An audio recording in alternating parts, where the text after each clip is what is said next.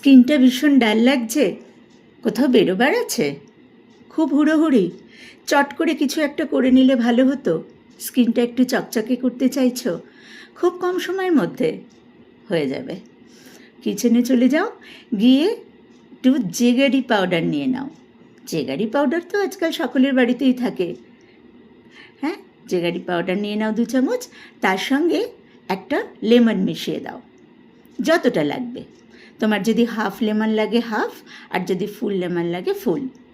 ভালো করে মিশিয়ে নাও, নিয়ে মুখে, নেকে, হাতে ভালো করে মাসাজ করো।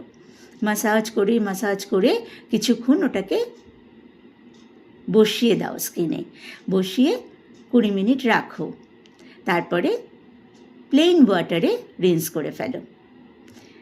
চটজলদি তোমরা একটা চকচকে ফ্রেশ স্কিন পেয়ে যাবে।